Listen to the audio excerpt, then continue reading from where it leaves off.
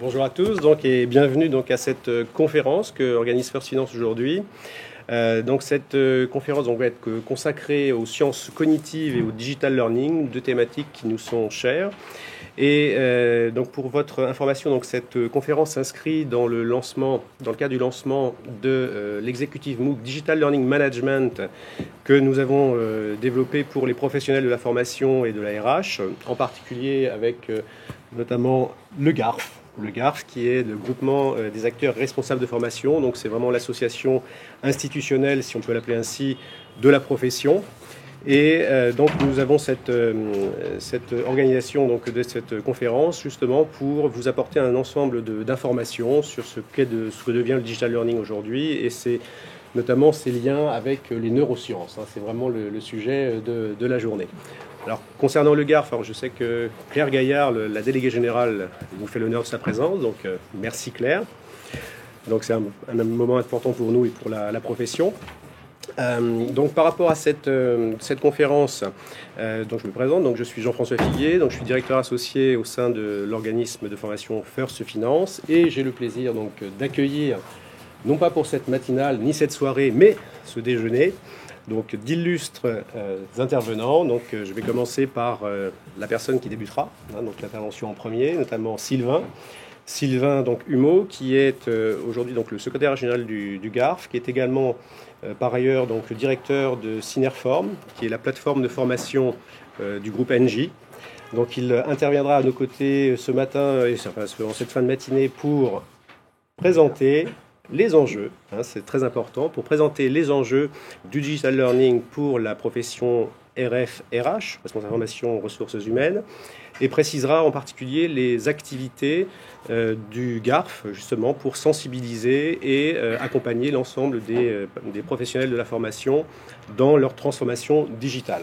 Donc ça, ce sera notre première intervention, qui sera suivie ensuite... Alors, je les ai tous les deux à côté de moi, donc c'est très bien.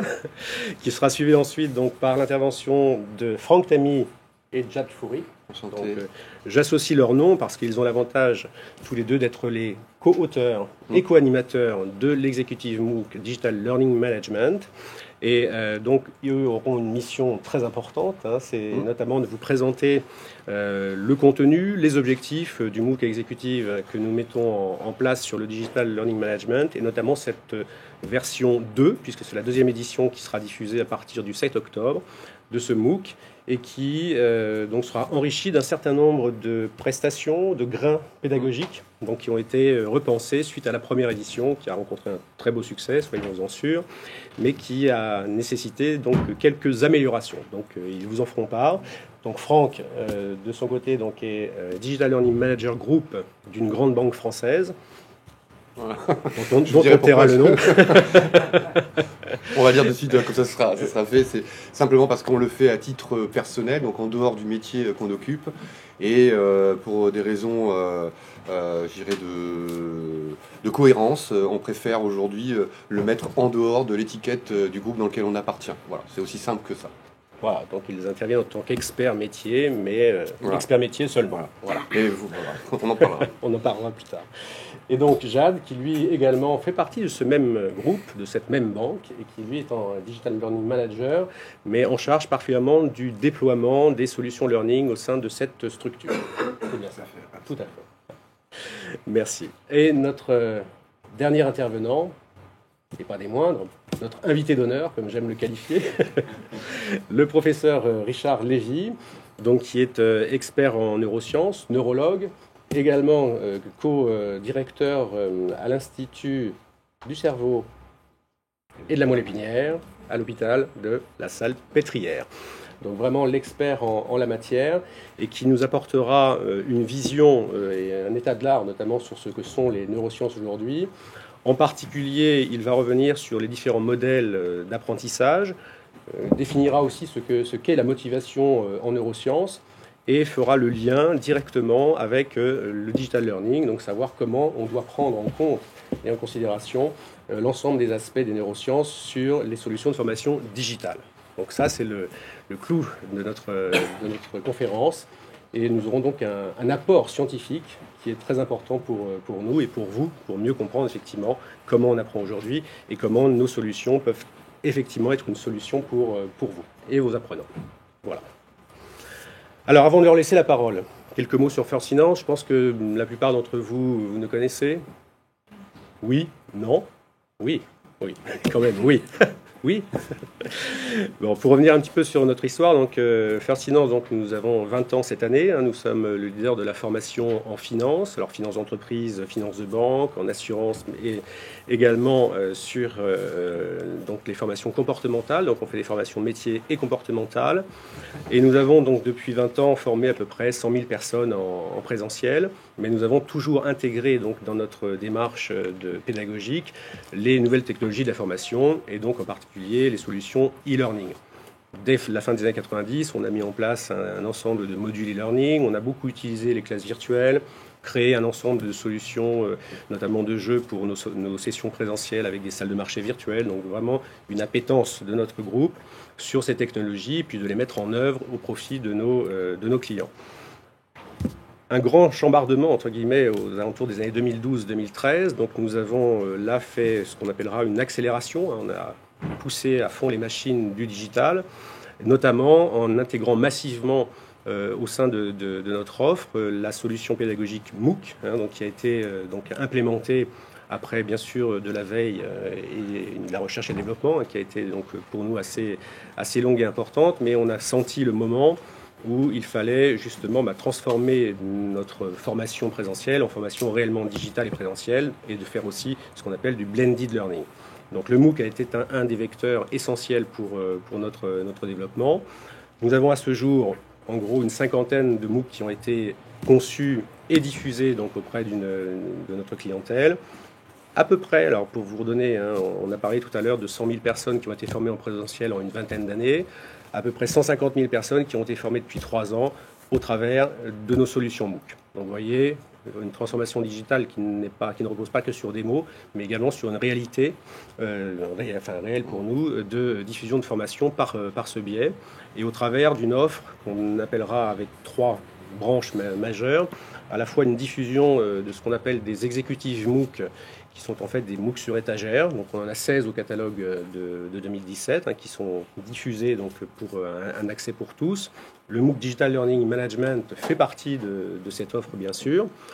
Mais on a aussi développé un ensemble de solutions pour les entreprises, en particulier avec ce qu'on appelle des corporate MOOC, des MOOC intra ou SPOC. On a beaucoup utilisé cette terminologie les années passées, mais nous sommes maintenant dans ce qu'on appelle le corporate MOOC. Et également avec une offre constituée de certification, de programmes en ligne certifiants avec des grandes écoles et en particulier HEC qui est un de nos partenaires historiques sur le sujet. Et donc cette avancée dans le digital aujourd'hui est pour nous un véritable succès et on va pousser encore plus les machines sur les années qui viennent pour vous apporter des solutions de plus en plus pratiques et qui correspondent vraiment à vos demandes. Donc, on ne va pas présenter plus longtemps First Finance. L'objectif maintenant est de passer donc, à la conférence. Et donc, je laisse la parole à notre premier intervenant, Sylvain Humeau. Bien. Donc, bonjour à toutes et à tous. Je suis très content d'être ici pour cette deuxième promo du MOOC de First Finance. Donc cette fois-ci, effectivement, je vais plutôt utiliser ma casquette du GARF, donc en tant que secrétaire général. Et puis, alors pour parler effectivement des enjeux du digital learning. Alors, c'est difficile et à la fois facile parce que en fait, on a l'impression, en tout cas dans des grands groupes comme les nôtres, que aujourd'hui c'est tellement inscrit dans le paysage que c'est difficile de dire en quoi c'est essentiel aujourd'hui. En quoi le développement du digital learning fait partie d'une composante intégrée. Je dirais maintenant, aujourd'hui, ça fait partie du code génétique d'un certain nombre de directions formation. En tout cas, chez nous, c'est comme ça qu'on le vit, de façon très claire. Et puis, quand on côtoie nos collègues, nos homologues au sein du GARF, on voit effectivement qu'on partage à peu près tous les mêmes... le même chemin sur le digital learning. Alors, pourquoi le digital learning? Alors, effectivement, j'ai mis des mauvaises raisons ici sur sur ma slide. Bon, suivre une tendance, suivre un leader, oui, effectivement, c'est de moins en moins vrai. Hein. Je devrais dire peut-être que l'année prochaine, j'enlèverai totalement, puisque il y a encore 10 ans, effectivement, moi j'ai connu des responsables qui disaient il faut faire de l'e-learning. Alors on leur disait pourquoi, quel est l'objectif. Mais là, il faut le faire, voilà, parce qu'aujourd'hui, tout le monde fait de l'e-learning. Oui, donc voilà. Donc là, en l'occurrence, c'est effectivement une vraie mauvaise raison de faire de l'e-learning. Alors, on va plutôt s'arrêter sur les bonnes raisons, et là, il y en a quand même un certain nombre. Donc, effectivement, la première chose, c'est quand même atteindre des objectifs pédagogiques. On l'oublie peut-être régulièrement. C'est quand même la première chose. C'est quand on parle de formation, c'est que derrière, on vise des objectifs pédagogiques précis. Et donc, derrière, on veut effectivement apporter de la compétence, de la connaissance, effectivement, et derrière, et aussi évaluer ces compétences suite à ces différents dispositifs de digital. Un grand nombre de personnes, oui, effectivement, ce sont des solutions qui permettent de diffuser de façon très très large le savoir, et donc aujourd'hui, bon voilà, et de façon internationale. Je pense qu'aujourd'hui, dans un certain nombre de sociétés, on ne conçoit pas le digital autrement qu'en plusieurs langues en fonction des différents pays. Donc là, il n'y a pas de problème. Bon, la dispersion géographique, ça va avec, je viens d'en parler. Optimisation des coûts. Alors, effectivement, souvent, on peut penser que le digital peut être coûteux au démarrage. C'est vrai qu'effectivement, quand on part sur des projets, alors j'ai 2 experts de mes côtés, puis en plus ils sont plus grands que moi, ils me dominent, donc je suis impressionné.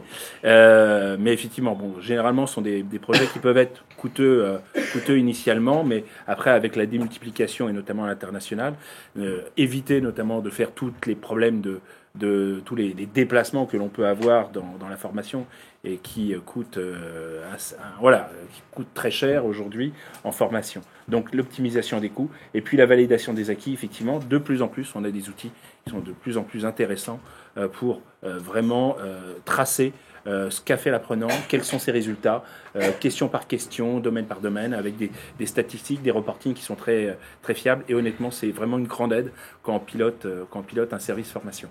Alors, juste pour pas raconter la même chose que l'année dernière au développement, eh bien, hier, j'étais en train de concevoir mon premier module de micro-learning sur un nouvel outil qui est développé par une start-up de jeunes, de tout jeunes, hein, vraiment tout jeunes. Hein, ils sont à peine sortis des langes. J'en parlerai pas, mais c'est très bien. Et les dents longues, ils sont très motivés. D'ailleurs, ils sont allés effectivement bousculer la porte d'Engie quand ils sont 5. Ils sont 5 dans la société. Hein. Donc, je trouve qu'ils ont beaucoup de culot. Et puis je trouve qu'ils ont aussi beaucoup de talent, ce qui est important. Et donc, ils nous ont proposé une solution qu'ils sont en train de développer, de micro-learning, où on fait des espèces de petites cartes. Hein, de petites cartes, effectivement, des petits modules, soit en amont d'une formation, et on va pousser sur les smartphones de nos collaborateurs, ou soit en aval, et c'était là aussi l'objectif que l'on avait. On n'y a pas été parce que, tiens, c'est la mode, non, on y est allé parce que on a un projet qui concerne 2000 personnes aujourd'hui, et on se dit, comment faire que la formation ne s'arrête pas simplement à la fin du présentiel. Et donc, cet outil-là, on s'est dit, voilà, on va leur pousser les petites cartes, des petits modules de 3-5 minutes, pas plus, avec des petites piqûres de rappel, ce qu'on appelle dans notre jargon.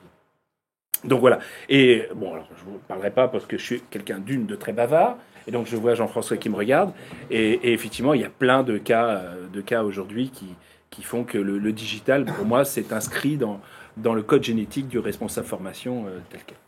Alors, pour finir, pour parler quand même un petit peu du GARF, donc le GARF, effectivement, c'est une association, c'est l'association, devrais-je dire, des responsables et des acteurs formation de façon générale. Il n'y a pas que les responsables formation. On conçoit, alors effectivement, même si Claire dans la salle va encore bondir de son siège quand je vais parler de l'écosystème formation, voilà. Donc effectivement, mais moi je conçois effectivement la formation comme un écosystème dans lequel il y a un certain nombre d'acteurs, tous différents, mais justement qui apportent cette richesse à notre métier et qui apportent des éclairages très différents en fonction de quand on prend une thématique. Bien effectivement, c'est toujours intéressant d'avoir un expert dans tel domaine, un prestataire, un spécialiste de SIRH ou autre, ou un OPCA, peu importe, et qui nous apporte un éclairage. Donc le GARF, c'est ça. C'est un lieu de rencontre, un lieu de partage, un lieu d'échange, donc, où effectivement on met de côté un petit peu notre côté effectivement corporate.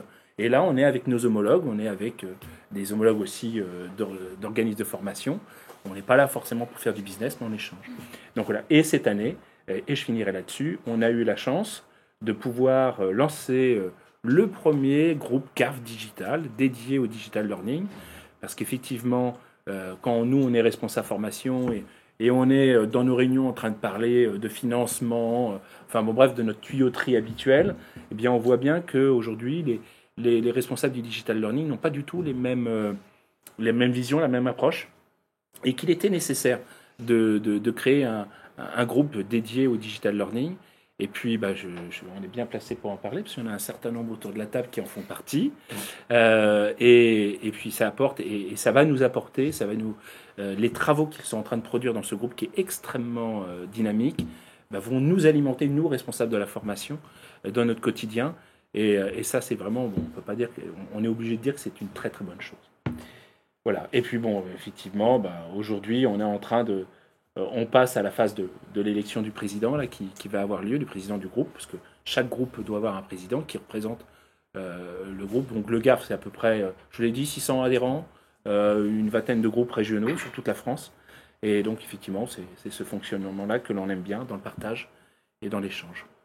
Donc, pour revenir sur le GARF, on est très heureux de participer avec vous à cette sensibilisation nationale. À ce titre, nous avons participé la semaine dernière, en particulier avec Jean, avec Jacques et Franck, donc à une GARF-MAT, donc une nationale du GARF sur la région Rhône-Alpes. Nous étions sur Lyon. Et donc nous participons aussi justement à ce développement de cette culture digitale au sein des différents groupes. Alors venons-en maintenant. Allez, transition. Je vais rebondir d'ailleurs sur ce qu'on a fait sur Lyon, ce qui est marrant, et c'est pour ça que ce qui va suivre va décrypter le pourquoi, la genèse en fait de ce MOOC. Ça vient d'où, pourquoi on a fait ça. On se rend compte avec l'expérience qu'on a, et le MOOC est bâti justement sur ce côté retour d'expérience qui fonctionne. Quand on a rencontré les représentants du GARF, et donc des responsables formation, des directeurs, même certainement des chefs de projet, je ne me souviens plus, on constate qu'il y a quelquefois un écart fondamental entre la compréhension du sujet et finalement la réalisation in situ en entreprise. Donc tout le monde, et moi je suis assez enclin sur les propos qui sont détenus tout à l'heure, de dire que tout le monde est conscient qu'il faut y aller. Et maintenant, c'est le comment on fait pour y aller. Et c'est là où, en général, il y a des hésitations, ou en tout cas des démarches de recherche, de bench, de comparatifs avec d'autres entreprises qui nous ressemblent, etc. Et le programme qu'on a bâti a été pensé comme ça, c'est-à-dire qu'on veut absolument transmettre, nous, les infos et les savoirs indispensables pour commencer à lancer une stratégie donc vraiment globale au niveau du digital learning. Et tu peux commencer à... Peut-être juste aussi une chose, si vous me permettez. Alors, je suis désolé, je suis en train de perdre ma voix. J'espère que ça va aller. Une des raisons aussi qui fait qu'on se lance dans cette aventure, parmi les bonnes raisons que tu as citées, Sylvain, c'est aussi que les usages de tout le monde sont en train de changer, y compris les collaborateurs quand ils sont chez eux, ils sont dans des usages personnels, des équipements, de la formation, de la vidéo, etc. Et donc ça, c'est une raison aussi majeure qui nous a poussé à mettre tout ce savoir et tout le contenu autour de ces 4 semaines, de faire en sorte de transposer ça et de rendre les collaborateurs actifs de leur formation avec tout ce qu'il y a de l'individualisation de l'expérience formation, etc., etc. Tout ce qu'on voit dans le programme, c'est aussi le résultat du changement un peu de ce qui se passe dans le monde pour chacun d'entre nous. Tout à fait. Et donc la bascule après avec le partenaire First Finance, ça a été ça, c'est que on est tombé vraiment dans une rencontre parfaite en termes de timing, on va dire, puisque on avait l'intention dans le groupe d'aller un petit peu plus loin sur les modalités qu'on maîtrise déjà, on vous en parlera après, et finalement la modalité MOOC qui avait fait des émules outre-Atlantique très rapidement en 2011-2012, moi m'avait vraiment percuté en termes d'impact éventuel, en tout cas sur le learning. Et donc, on en parlera après, mais on a pour habitude de dire que tant qu'on n'a pas testé cette modalité, il y a de grandes chances qu'on ne sache pas en parler. Et c'est un de nos leitmotifs, c'est quand on fait qu'on sait et qu'on apprend à maîtriser les choses. Et donc, en parler comme ça, à bâton rompu, ça doit être très intéressant. Mais globalement, ça n'apporte pas grand-chose en termes d'acquisition, je dirais, ou de vision ou de compétences pour faire et mettre en place un certain nombre de choses, notamment au sein de cette stratégie. Donc le programme qu'on a pensé, donc dès le début, ce qu'on essaye de faire, c'est vraiment de définir ce que veut dire aujourd'hui le digital learning. Alors évidemment, des définitions, il y en a foison. J'irai sur Internet, vous tapez sur Google ce terme, et vous allez voir apparaître des centaines et des centaines de définitions, tous avec un prisme qui est celui qu'évoquait à l'instant Sylvain, qui est d'abord le learning et après le I. Je le dis souvent comme ça, on pense d'abord learning et après le I. Donc la solution, digitale, ne peut pas être une démarche innocente, entre guillemets, c'est-à-dire qu'il faut savoir de quoi on parle. Et donc à l'intérieur, nous, on a mis la partie des enjeux, digital learning, et là je vais faire vraiment une parenthèse très importante. Dans tous les grands groupes, je pense, et même les petites entreprises, aujourd'hui, le leitmotiv numéro 1, c'est les budgets. Et donc on s'est attaché à essayer de trouver une problématique commune, à la fois au niveau de la direction, qu'ils puissent comprendre, et au niveau évidemment de la filière formation, mais des collaborateurs évidemment, puisque c'est notre cible. Et la problématique numéro 1 sur laquelle on est tous d'accord, c'est donc de rendre plus efficient l'investissement en formation à l'heure du numérique. Donc de repenser finalement la formation à l'heure du numérique. Et donc le levier numéro 1 qu'on a trouvé pour rendre efficient l'investissement en formation, c'est le digital.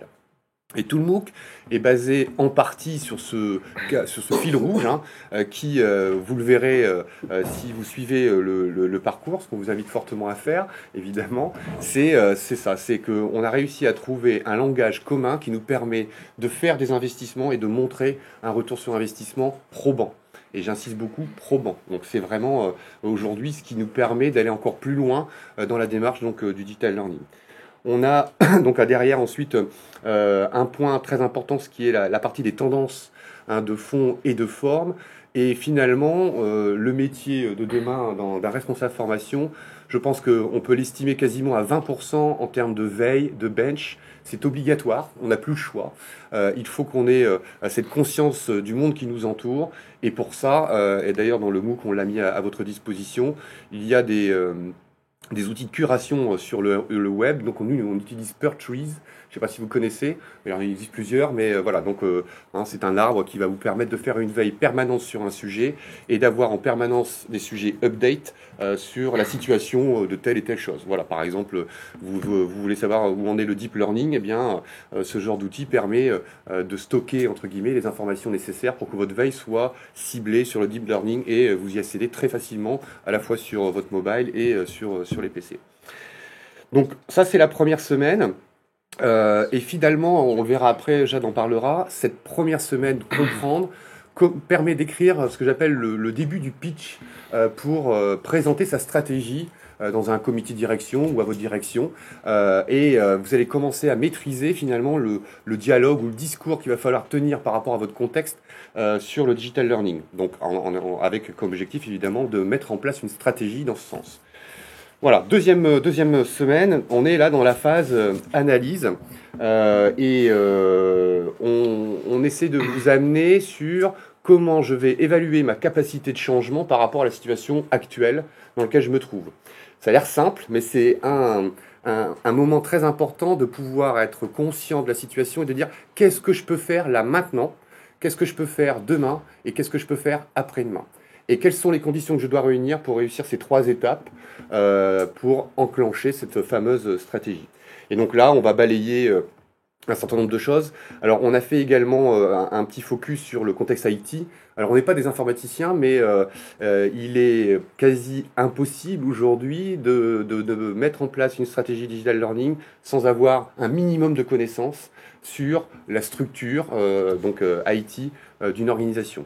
Donc il va falloir maîtriser des termes comme la bande passante, les navigateurs, les parcs informatiques qui ont différentes typologies de structures, etc., etc. Et c'est parce qu'on comprendra ça qu'on va pouvoir commencer à discuter avec une nouvelle équipe qui est un partenaire permanent maintenant dans une stratégie de ce type. C'est l'équipe donc informatique de votre entreprise. Et nous, on travaille côte à côte en permanence. Et même dans la gouvernance, on est obligé de les mettre à côté de nous pour pouvoir continuer cette stratégie. Un focus sur le plan de formation également. Et là, on fait un focus sur la réforme de la formation professionnelle, avec le fameux décret du 20 août là, qui stipule très clairement qu'enfin le digital est considéré comme de la formation, ce que les OPCA ont mis 20 ans à comprendre. Donc c'est fait, profitons-en. Alors vous verrez à l'intérieur, il y a des petites astuces, toujours avec le même leitmotiv. Qu'est-ce que je peux faire de cette réforme dans le cadre du digital, ou en tout cas dans ma stratégie digital learning. Et ça, on va vous donner quelques conseils évidemment pour y aller. Et enfin, la partie cadre budgétaire, qui touche aussi la partie organisation, c'est en général c'est là où ça bloque. On se dit je veux faire ci, je veux faire ça. Bon, ça coûte tant. J'ai mon organisation, j'ai 3 ETP ou 4 ou 5 ou 10. Je n'en sais rien, mais voilà, il va falloir que je réfléchisse et que j'analyse comment je vais mettre en œuvre les choses. Voilà. Je pense que je suis dans le timing. Je vais laisser la parole à Jeanne. Donc ça, c'est le contenu des 2 premières semaines. À partir de la semaine 3, on rentre vraiment dans une sorte de méthodologie et comment on déroule la méthodologie pour transformer un plan de formation en mode digital. Donc cette 3e semaine, elle s'articule autour d'un premier axe qui est dans mon plan de formation, je vais regarder quelles sont celles qui vont être éligibles à de la transformation digitale. Donc selon un certain nombre de critères, des critères quantitatifs, des critères qualitatifs, une grille d'analyse. Donc tout ça est donné dans le MOOC. Et ensuite, à partir de ces indicateurs, on va définir comme ça un top 5, top 10 des formations qu'on va envisager de transformer en mode numérique. Et pour reprendre ce que disait Franck tout à l'heure, en fil continu de ça, il y a tout ce qui concerne la communication et le marketing. Aujourd'hui, je pense que vous êtes à peu près tous d'accord pour dire que la fonction formation s'est vraiment transformée et si elle ne fait pas du marketing, si elle ne communique pas autour de ses actions et de ses innovations et de ce qu'elle fait, elle est fortement menacée. Et avec tout ce qu'il y a partout gratuit, disponible un peu partout sur le web, c'est un vrai effort qu'il faut faire. Donc, tout le long de ces 4 semaines, on vous donne des idées et des petits tips pour penser bien à faire ci, penser à mobiliser les ressources communication, penser à recueillir les verbatims, etc., pour construire votre plan de communication et pour voir ensuite diffuser vos communications sur les différents canaux et sur tout ce qui est disponible pour vous dans l'entreprise. Et enfin, la 4e semaine, on rentre dans un mode cette fois expérimentation et industrialisation. Donc une fois qu'on a identifié les formations qui sont éligibles éventuellement à de la transformation, on va rentrer dedans, on va analyser les synopsis et on va opérer les premières transformations dans les modalités qui vont bien, quelles qu'elles soient, de ce qui est disponible dans le panel des modalités. En semaine 3, on passe en revue un certain nombre de modalités pour se familiariser avec ce qu'est le rapid learning, ce qu'est la classe virtuelle, ce qu'est le micro-learning, etc. Et donc dans cette 4e semaine, on va faire un POC, un Proof of Concept. Donc on va tester une modalité sur une petite échelle, mais qui respecte l'ensemble du champ de contraintes et qui va nous permettre de dire on y va ou on n'y va pas. Et évidemment, si on y va, derrière, il y a le bilan de faisabilité et ensuite on va modéliser l'utilisation de cette modalité pour ensuite la diffuser de manière industrielle.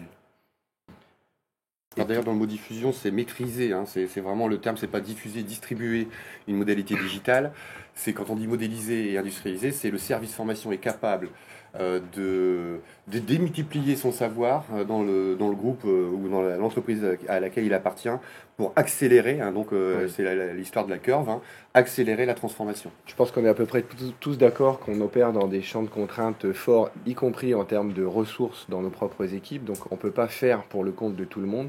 Donc la stratégie qu'on propose, c'est effectivement, comme tu dis, quelque chose de viral et de transférer les compétences et de rendre autonomes nos interlocuteurs dans les autres entités de façon à ce qu'eux-mêmes soient aussi en capacité de s'approprier ces modèles et ces modèles de digital learning, et ensuite qu'ils les déploient eux-mêmes dans leurs entités.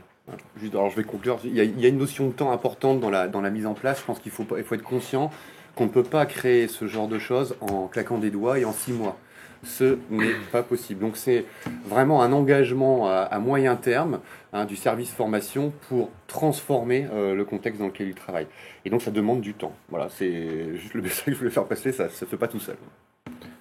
Alors ça c'est le contenu des 4 semaines. À l'issue de chacune des semaines, il y a des live sessions au cours desquelles on revient sur ce qui s'est passé pendant la semaine, on répond aux questions, on approfondit les demandes des participants. Et on a aussi des invités qui viennent témoigner, donc des témoins qui viennent d'entreprises, hein, et qui viennent témoigner sur leur façon de mettre en œuvre le digital learning. Alors souvent en lien avec la thématique qui est traitée pendant la semaine, mais pas exclusivement. Et les invités de cette prochaine session, alors il y a... On a plusieurs entités, notamment les nouveaux de la session 2. Donc on a la Chambre de commerce et d'industrie de Paris-de-France qui sera avec nous donc, sur la première semaine. Donc Marie-France Moffen qui est directrice de la stratégie de l'organisation RH donc, au sein de la CCI. Nous aurons également donc, KPMG, donc Richard Cholet et puis également Sophie Malabry donc, qui sont eux à la direction formation de KPMG et puis, Richard il est directeur associé. Et nous avons également Emmanuel Krebs qui est Global Learning Manager au sein d'Accor Hotel. Et pour clôturer l'événement, nous avons également Laurent Couillet, donc, qui lui le président, enfin patron, il aime se dire, des différents campus de l'université de Thalès. Et donc, d'ailleurs nous présentera à l'occasion de cette dernière manifestation, enfin live session, notamment un livre blanc qu'il a constitué en interne justement pour diffuser les solutions digitales. Voilà. Et donc à l'issue de ces 4 semaines, et c'est l'une des innovations que nous avons mises en place pour la seconde édition de ce MOOC, nous proposons aux participants de s'inscrire dans des classes virtuelles qui vont être dédiées à chacune des 4 modalités phares. Donc on va les afficher tout de suite. Voilà. Creuser un peu comment on fait pour construire. En fait, c'est une demande qui nous a été faite à l'issue de la première session où on nous a dit bon, c'est bien, c'est super intéressant, on aimerait aller un tout petit peu plus loin dans les modalités elles-mêmes. Comment est-ce qu'on pourrait imaginer ça? Donc, on l'a tourné en mode classe virtuelle où on va aller sur des choses très très concrètes, très opérationnelles. On va parler de templates, on va parler de process, on va parler sur les différentes modalités. Donc le rapid learning, la vidéo learning, la classe virtuelle et sur la conception et le déploiement d'un MOOC. Voilà.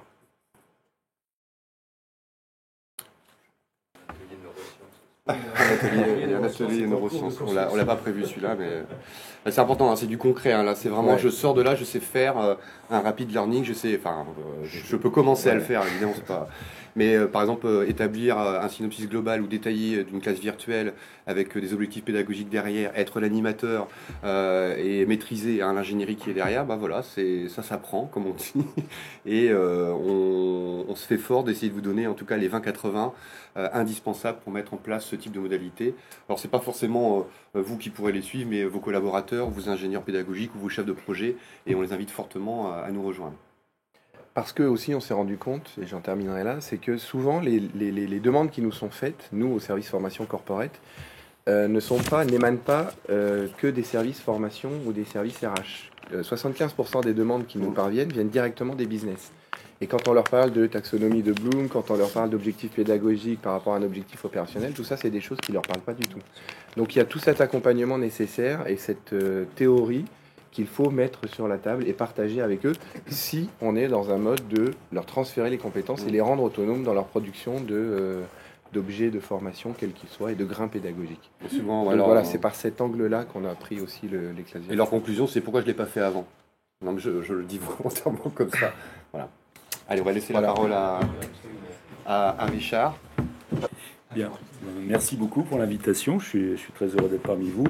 Je comprends que dans le concept de formation, il y a quand même quelque chose qui a à voir avec l'apprentissage. Alors moi, j'ai pas du tout la prétention de vous dire comment il faut former, comment on construit un programme de formation. Mais en revanche, je peux peut-être vous apporter un éclairage et peut-être aussi les interrogations que les neuroscientifiques portent à propos de l'apprentissage. C'est quand même un domaine dans lequel les neurosciences sont investies depuis plusieurs décennies. Il y a des choses qu'on commence à connaître et puis d'autres que l'on ne connaît pas, mais qui sont l'objet d'interrogation. Ça fait partie de la recherche. En tous les cas, ce que je peux dire, c'est que si on parle d'apprentissage, il y a au moins 3 domaines nécessaires à l'apprentissage et qui ont un rapport avec la façon dont le cerveau travaille. Il y a la capacité d'apprendre, de mémoriser au sens pur du terme. Et là, vous allez le voir, en fait, la mémoire, c'est pas un domaine homogène, c'est de nombreux systèmes. Et je vous interrogerai pour savoir si, selon vous, quels sont les différents types de mémoire que nous portons. Mais ça ne suffit pas, bien sûr, pour qu'un apprentissage soit efficace. Il faut être motivé. Et ça aussi, c'est un domaine qui, maintenant, est l'objet d'études en neurosciences, notamment par le biais d'un domaine qui peut-être vous est proche, qui est celui de la neuroéconomie. Donc, les modèles économiques et de neuroéconomie se sont développés parallèlement et ont pénétré le domaine des neurosciences et la façon dont le cerveau travaille. Et puis, une dernière chose, c'est qu'on a beau être motivé et avoir une mémoire efficace, il faut être attentif. Et ça, c'est le contexte dans lequel on apprend quelque chose qui est déterminant. Alors, commençons par la mémoire, on devrait plutôt dire les mémoires. Et selon vous, alors même s'il y a peut-être un indice qui apparaît sur cette diapositive, selon vous, comme ça, intuitivement, quel type de mémoire avons-nous? Allez-y, lâchez-vous. Pardon? Mémoire visuelle, kinesthésique. D'accord. Ah ben voilà, quelqu'un qui connaît les modèles de neurosciences. Assistante, non? Venez à ma place, vous allez continuer à ma place. C'est l'assistante de Richard, en fait. C'est ça. D'autres idées? Bon, d'abord, il n'y a pas une seule façon de concevoir la mémoire, même en neurosciences. Il y a plusieurs modèles, mais il y a des modèles qui sont opérationnels parce qu'ils fonctionnent bien, par exemple en médecine, où l'on voit que des lésions dans telle partie du cerveau vont produire tel trouble de la mémoire, que tel réseau est plutôt consacré à tel type d'apprentissage et tel autre plutôt à l'autre type d'apprentissage. Donc ces réseaux ne se superposent pas complètement. Donc on peut dire que dans le cerveau, il y a plusieurs réseaux qui travaillent séparément ou relativement séparément pour notre mémoire. Et on peut déjà faire un premier niveau de distinction entre ce qu'on appelle la mémoire à long terme et la mémoire à court terme. Donc dans la mémoire à court terme, la seule forme de mémoire à court terme que l'on connaisse aujourd'hui, c'est ce qu'on appelle la mémoire de travail. Alors je vous en dis un mot, qu'est-ce que c'est que la mémoire de travail? Qu'est-ce que c'est d'abord que la mémoire à court terme? La mémoire à court terme, c'est cette capacité que l'on a à travailler pendant un court moment sur une information, et dont la finalité n'est pas d'enregistrer une information définitivement, mais une fois qu'on a travaillé avec cette information, on la libère. C'est de la mémoire pour le travail, c'est pas de la mémoire pour former des souvenirs durables. Alors cette mémoire de travail, par exemple, je vous donne l'exemple d'un ami. J'avais un ami qui courtisait une jeune femme, il l'avait vue plusieurs fois dans la rue, son regard était attiré par elle, et un jour il se lance, il va à sa rencontre et il lui demande son numéro de téléphone. Mademoiselle, qui est votre 06, enfin s'il avait 20 ans il dirait comme ça, il en avait un peu plus. Et cette jeune femme, visiblement aussi attirée de son côté, lui a donné son numéro de téléphone. Il n'avait rien pour noter. Donc, il a été obligé de tenter de mémoriser, de faire travailler sa mémoire de travail. Sur un court instant, il a couru parce qu'il n'avait pas de stylo. Et quand il arrivait chez lui, paf, il avait une mauvaise mémoire de travail et le numéro lui avait échappé. S'il avait une bonne mémoire de travail, il aurait pu maintenir en représentation mentale les 10 chiffres de ce numéro de téléphone. C'est ça la mémoire de travail, cette capacité que l'on a à maintenir actif une représentation mentale le temps de son utilisation. Donc là, son utilisation, c'était de pouvoir la retranscrire ou de la rentrer dans le téléphone portable. Mais en pratique médicale, les évaluations psychométriques, neuropsychologiques utilisent bien sûr d'autres techniques pour tester la mémoire de travail, comme par exemple dans le domaine visuel, on peut tester la mémoire de travail visuel. Il y a cette épreuve, excusez-moi, je reviens en arrière, qu'on appelle les cubes de Corsi, dans lequel je vais toucher par exemple séquentiellement 6 cubes. Vous allez regarder, je vais laisser un délai de quelques secondes, et puis à votre tour, vous allez devoir reproduire la séquence que j'ai fournie. Puis on a des données analogues dans le domaine auditif, par exemple dans cette tâche-là. Je vous dis par exemple 3, 6, vous devez faire l'addition du 3 et du 6 et me dire 9. Et ensuite, je vais vous donner un autre chiffre, par exemple 7. Mais ça, vous ne le voyez pas. Et puis ce que je vais vous demander de faire, c'est d'additionner ce nouveau chiffre, non pas avec l'addition que vous venez de faire, mais avec le chiffre que vous avez précédemment entendu. Donc si je vous ai dit 3, 6, vous dites 9. Après, je vous dis 7. Eh bien, il va falloir me dire 13. Voilà, vous avez compris. Ça, c'est de la mémoire de travail. Donc vous êtes obligé de maintenir une information en représentation mentale pendant un laps de temps. Donc ça dépend de circuits dans le cerveau très particuliers, notamment une zone très très importante qu'on appelle le lobe frontal, qui est la partie la plus antérieure du cerveau, qui représente à peu près un tiers de notre cerveau et qui permet finalement des tas de choses. Et la mémoire de travail, si vous y réfléchissez bien, si nous n'en avions pas, nous ne pourrions pas faire ce que je viens de vous dire, demander ce numéro de téléphone, mais nous ne pourrions même pas avoir de pensée fluide, parce que, et je ne pourrais même pas m'exprimer devant vous, parce que si je dis quelque chose d'intelligible, c'est que je garde en représentation l'ensemble de ma pensée pour pouvoir l'utiliser. Sinon, les mots s'aligneraient les uns à la suite des autres sans qu'il n'y ait de suite logique. Donc, vous voyez, toute discussion, tout dialogue, toute pensée logique et fluide disparaîtrait sans mémoire de travail. Alors, on a de la chance parce que parmi toutes les espèces animales, c'est nous, humains, qui avons la mémoire de travail la plus développée. Alors, pour vous donner un exemple, dans le domaine auditif, on est capable de maintenir 6 à 7 informations. Donc c'est vrai qu'un numéro de téléphone de 10 chiffres, ça ne fait pas partie de l'empan, du span normal, de ce qu'on est capable de faire. Voilà. Donc ça, c'est la mémoire de travail. Ça va, c'est clair?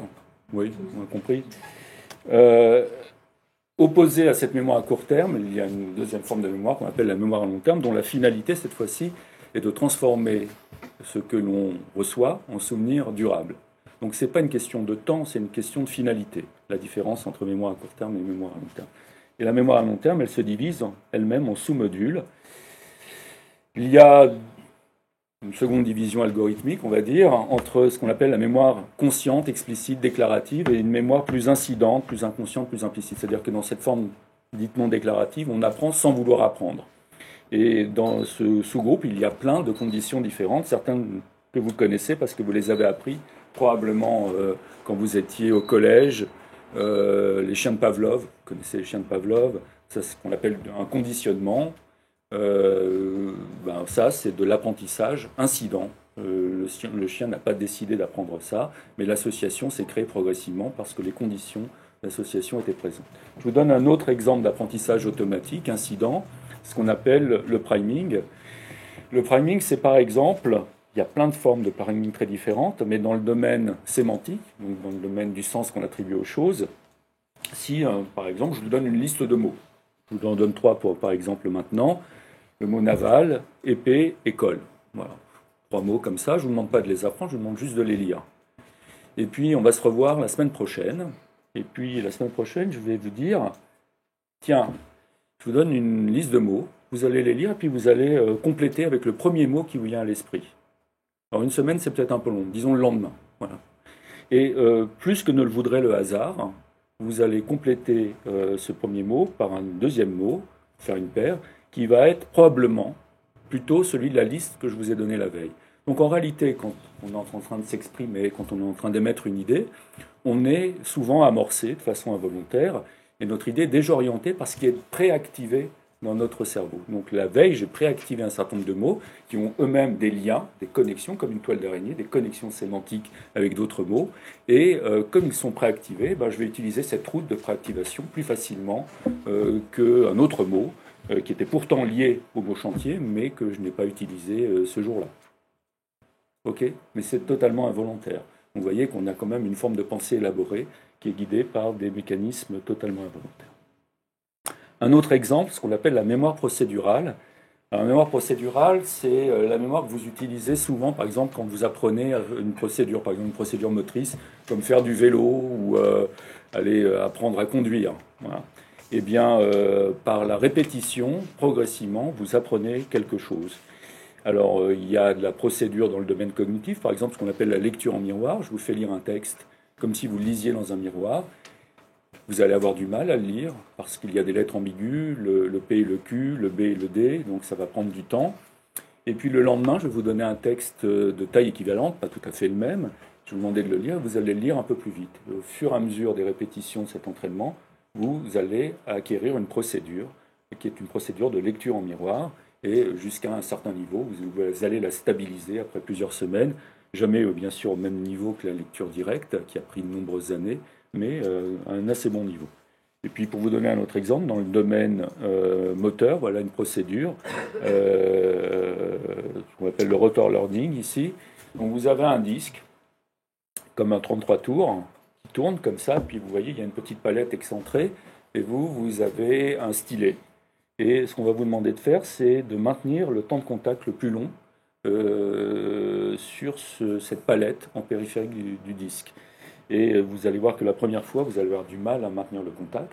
Et puis au fur et à mesure de la répétition des séances, votre temps de contact va être de plus en plus long.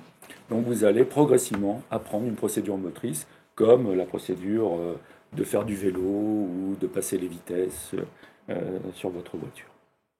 Donc voilà quelques exemples d'apprentissage qui sont inconscients, incidents, mais qui pourtant existent et sont fondamentaux dans l'apprentissage.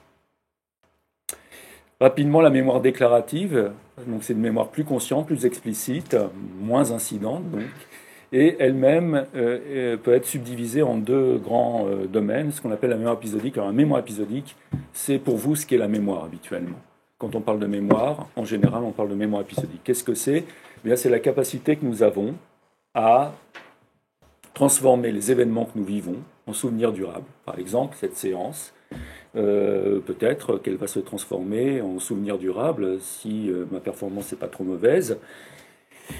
Alors, ce que vous allez retenir, j'espère, c'est quand même un peu de fond, mais vous allez aussi retenir le contexte. Il faisait beau aujourd'hui, on était 45 dans la salle, etc.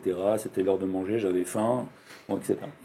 Donc, pour retenir cette information, vous allez utiliser le contexte avec lequel elle est liée. Ce que je vais vous faire retenir, c'est ces systèmes de mémoire. Mais il y a tout un contexte, le lieu, l'état émotionnel dans lequel vous étiez, etc.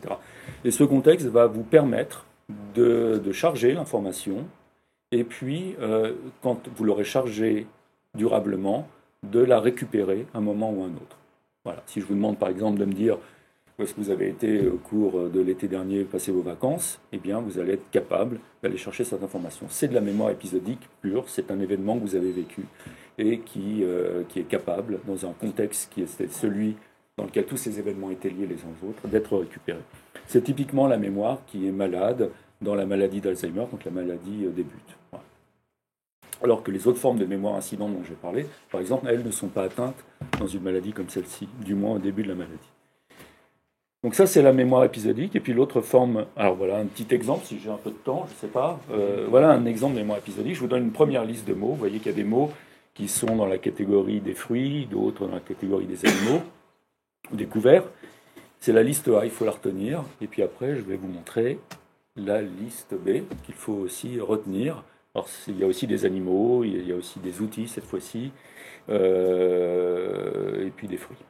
Donc, je vous demande de retenir la première liste, c'est la liste A, et de retenir la deuxième liste, la liste B. Donc, si votre contexte spatial et temporel fonctionne bien, les deux listes sont bien séparées les unes des autres, votre mémoire épisodique fonctionne bien, le contexte spatio-temporel fonctionne, et vous êtes capable ensuite de restituer les mots qui appartenaient à la liste A et ceux qui appartenaient à la liste B de façon discriminée. Voilà un exemple de test de mémoire épisodique. Alors, je vais passer très vite, hein, c'est pas cette vitesse qu'on fait passer le test, heureusement. Sinon, vous viendrez tous me voir en consultation après pour me dire que vous avez un souci, ce qui est probablement pas le cas encore. Bon.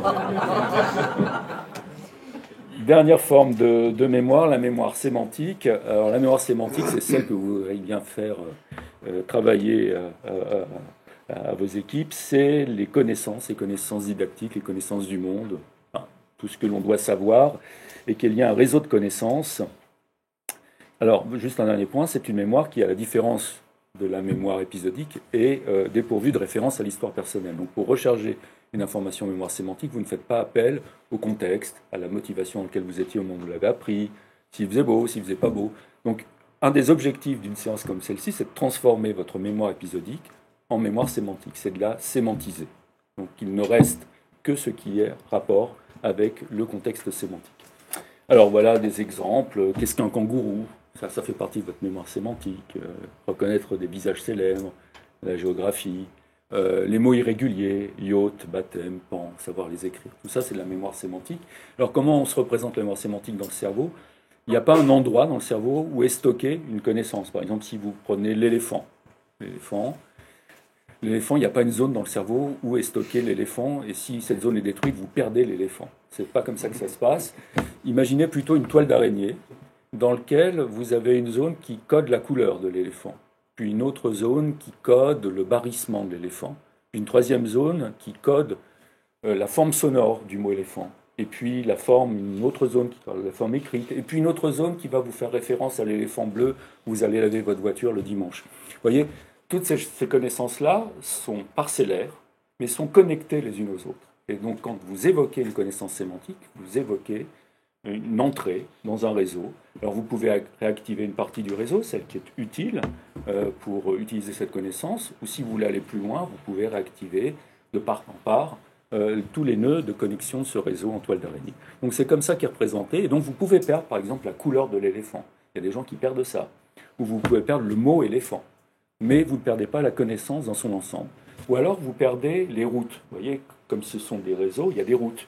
Et donc il y a des nœuds autoroutiers qui sont plus importants que d'autres. Un peu, vous voyez, je ne sais pas si vous connaissez le Stack à Los Angeles, qui est ce nœud autoroutier où il y a 5 ou 6 autoroutes qui se rejoignent, il y a souvent des photos aériennes. Eh bien, s'il y a un missile qui tombe sur le Stack, eh bien, vous n'avez perdu aucune connaissance sémantique à proprement parler, mais vous avez perdu la façon dont ces connaissances se connectent les unes aux autres. Donc la connexion dans le cerveau, l'organisation au réseau est aussi importante que les nœuds eux-mêmes. Alors, ça c'est le premier point. J'espère que j'ai fait une overview certes assez rapide, mais bon, utile de ce que sont les mémoires. Ça ne suffit pas. On a beau avoir toute la mémoire que l'on veut, on n'apprendra rien si on n'est pas motivé. Alors, motivé, qu'est-ce que ça veut dire? Motivé, c'est très simple. En neurosciences, la motivation, c'est ce qui pousse à agir. Alors, avec une définition comme ça, déjà, c'est bien, c'est certes réductionniste, mais ça permet d'avancer. Alors, qu'est-ce qui nous pousse à agir dans la vie? Ce qui nous pousse à agir, c'est des déterminants. Les déterminants, ils sont en bas.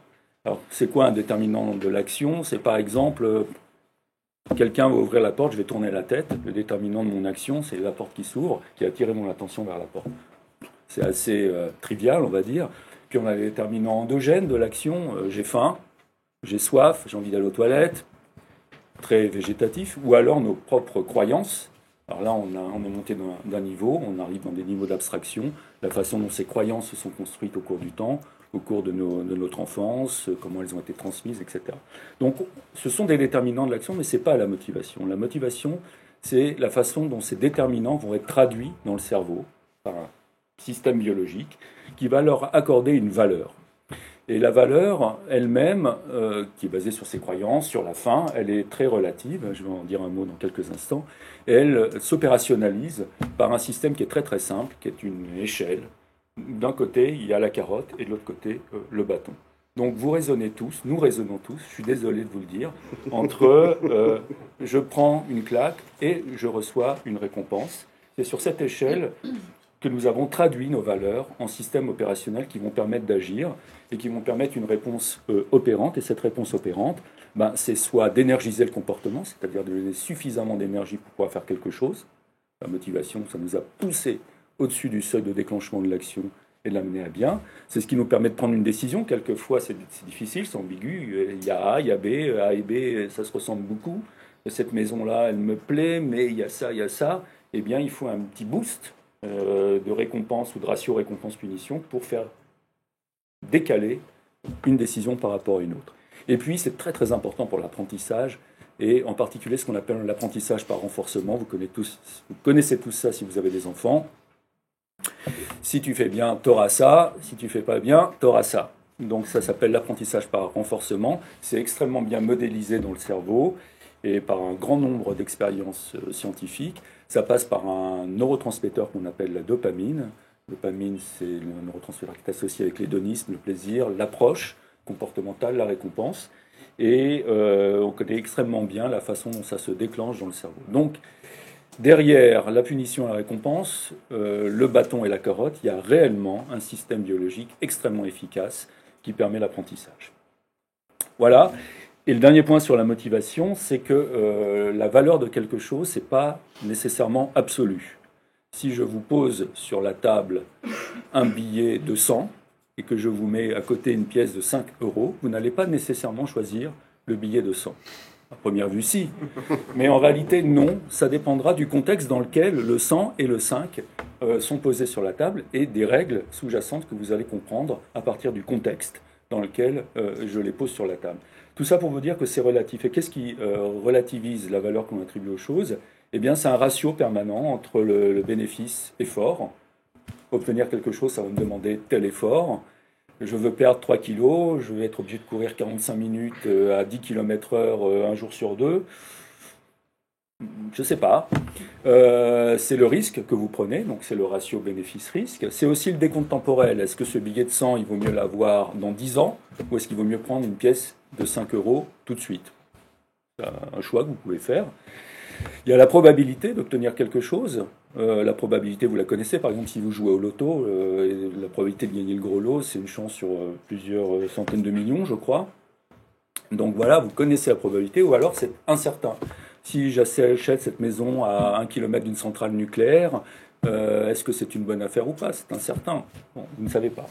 Et puis il y a la salience aussi qui intervient. La salience, c'est est-ce que ce 5e sac Vuitton est aussi intéressant que le premier qu'on m'a offert? Vous voyez, excusez-moi, je prends peut-être des exemples, mais c'est Force Finance ici quand même. Donc, je les prends en conséquence. Voilà, donc ça c'est la motivation. Donc gardez bien en tête que la motivation, c'est les valeurs que l'on attribue aux choses. Ces valeurs sont relatives et elles sont opérationnalisées par un système punition-récompense. Enfin, le dernier point, pour m'arrêter, je ne vais peut-être pas avoir le temps de passer la vidéo, donc je passe. Le dernier point, c'est que malgré tout, vous pouvez être motivé, vous pouvez avoir de bons systèmes de mémorisation. Si vous n'êtes pas attentif, ce n'est pas possible. Et même si vous êtes très motivé, vous ne pouvez pas être toujours très attentif. Alors, qu'est-ce que c'est que l'attention? L'attention, je l'ai représentée ici sous la forme d'une porte qui s'ouvre. C'est la porte qui s'ouvre sur l'ensemble des fonctions mentales. C'est-à-dire que si cette porte est entrebâillée, il y a peu de passages. Si cette porte est grande ouverte, tout fonctionne. Alors, je vous donne un exemple. Si vous êtes à 10 secondes de vous endormir et de rentrer en sommeil profond, votre attention est très faible à ce moment-là. Donc tous ceux qui mettent un casque sur les oreilles, qui ont fait ça en pensant qu'ils allaient bien apprendre pendant leur sommeil, se trompent profondément, vous fermez la porte à ce moment-là et vous n'apprenez plus rien. C'est très intéressant le sommeil, ceci dit, parce qu'il y a un système de récapitulation qui se met en place dans le cerveau pendant le sommeil, mais il ne porte pas sur ce que vous essayez d'apprendre pendant votre sommeil, évidemment. Donc c'est la porte, l'attention, c'est plus vous êtes éveillé, en quelque sorte, plus ça fonctionne. Moins vous êtes éveillé, moins ça fonctionne. Alors comment le formaliser différemment? C'est l'énergie, en réalité, que le cerveau va utiliser. Et donc l'énergie, c'est une capacité limitée, un peu, vous voyez, votre batterie de l'iPhone. Vous allez l'accumuler pendant votre sommeil. Donc le sommeil, c'est l'accumulateur d'énergie. Le repos, le sommeil, c'est votre accumulateur d'énergie. Si vous dormez bien, si vous reposez bien, vous allez accumuler beaucoup d'énergie. Et en revanche, il y a des contextes qui font que cet accumulateur ne fonctionne pas ou est vite utilisé, ou que cette énergie est vite utilisée. Si vous avez un mauvais sommeil, si vous ne reposez pas suffisamment, vous n'accumulez pas l'énergie et donc vous allez commencer plus bas. Au lieu de commencer à 100% de charge, excusez-moi, c'est un peu trivial, vous allez commencer à 20%, 30% de charge et vous n'allez pas tenir, évidemment, compte tenu de la charge cognitive qui vous est demandée. La fatigue va aussi jouer un rôle, l'anxiété va consommer beaucoup de cette énergie, comme les préoccupations et la dépression. Il y a ce qu'on appelle un biais attentionnel, c'est-à-dire que si vous êtes préoccupé par un problème qui n'a rien à voir avec ce que vous devez apprendre, si vous êtes déprimé, eh bien ces facteurs négatifs vont pomper votre énergie que vous n'allez pas allouer parallèlement à vos capacités cognitives. Voilà, donc tout ça pour dire, et c'est ma dernière diapositive, je passe là-dessus. Donc finalement, moi je ne sais pas ce que c'est qu'être formateur, je ne sais pas ce qui est la meilleure façon de faire un MOOC, mais ce que je peux dire, c'est qu'en tant que neurologue et m'intéressant aux neurosciences, c'est que si je devais faire un MOOC en tenant compte de ce que je vous ai dit, alors d'abord, la première question que je me poserais, c'est l'outil que je vais utiliser, ce que je vais mettre dans ma formation, vers quel type de mémorisation ou à quel type de mémorisation fait-il appel? Donc si vous voulez faire apprendre une procédure à quelqu'un, je pense que ce n'est pas la même chose que si vous voulez lui faire apprendre des connaissances sémantiques. Donc le moteur lui-même d'apprentissage doit tenir compte de la nature de ce que vous voulez faire apprendre à quelqu'un. Donc un bon outil d'apprentissage doit tenir compte de ça. Deuxième élément, c'est que il faut vous dire avant de le lancer quelle est la carotte et quel est le bâton pour celui qui va. Alors bon, je sais que le bâton c'est pas bien pensant, mais le simple fait de ne pas donner une carotte, c'est un coup de bâton. Hein. Donc la frustration est équivalente à un coup de bâton. Donc la carotte et le bâton, ça reste toujours là, qu'on pense bien ou qu'on pense mal. On a toujours notre échelle de valorisation relative. Alors vous valorisez entre 0 et 100, ou vous valorisez entre 0 et 10, ça revient au même à la fin. Et puis l'autre point, et ça à mon avis ça c'est capital pour vous, c'est puisque vous n'êtes pas présent au moment de l'apprentissage, vous ne le contrôlez pas, vous ne savez pas. Donc ça ne se passe pas comme là, je peux éventuellement voir qui dort, qui a l'air intéressé, etc. Mais quand quelqu'un est chez lui, vous ne pouvez pas savoir ça vraiment. Et donc, la question qu'il faut se poser, c'est quel est le niveau d'attention, en fait? Comment les gens apprennent? Est-ce qu'ils apprennent en mangeant un sandwich et puis en jouant au solitaire à côté? Quel est leur état interne? Est-ce qu'ils sont anxieux à ce moment-là? Est-ce qu'ils sont complètement détendus? Est-ce qu'ils sont prêts à recevoir cet enseignement, etc. Donc, je comprends bien qu'il y a beaucoup de questions que vous ne maîtrisez pas quand même, parce que les conditions de l'apprentissage et la motivation des personnes, ce sont des éléments qui peuvent éventuellement échapper au format, mais je pense que c'est des éléments de réflexion centraux dans un apprentissage. Voilà. Je vous remercie, et puis j'espère que je n'ai pas été trop long. Très bien.